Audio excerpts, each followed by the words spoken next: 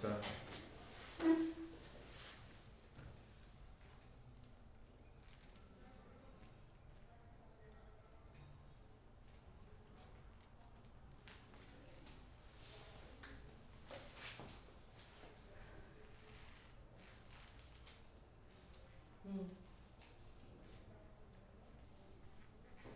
والله والله ايه؟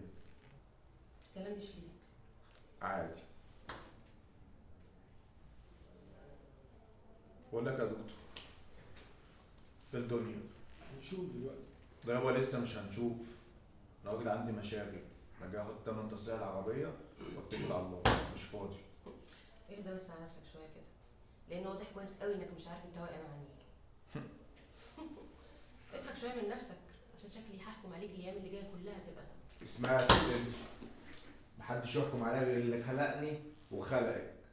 انا راجل دم حر، جيت النهارده تقديرا بس لبدري بيه. لو عندك راجلك وحولي له سيف الخديوي وعامل معايا كيت وكيت وكيت. انما لك حريم مش عايز مرضيتك تمن العربيه تجيلك، ولو واحده غيرها تجيلك حاجه. وانت عارف يا بابا عربيتي اصلا ثمنها كام؟ بدل يا اخويا ما انت عمال متمطع لي وتقول لي هجيب لك واحده غيرها. يا جماعه اهدوا، ما ينفعش كده.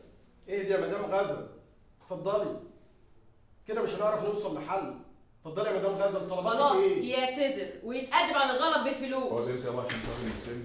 مين ده اللي اعتذر يا ست انت؟ هو انت ما غلطتش؟ لا ما غلطتش. امال مين اللي راح لحد عربيته وقعد يرزع عليها كده وكان عايز يدغدغها؟ ومين اللي كان قافل عليا السكه مش راضي يعديني؟ الفاليه. ايه؟ المنادي. ولما ركبت دماغك وعندت ما رضيتش تعديني من الطريق. تقوم انت راكب عربيتك وهارس عربيتي، ليه؟ غلطان ولا مش غلطان؟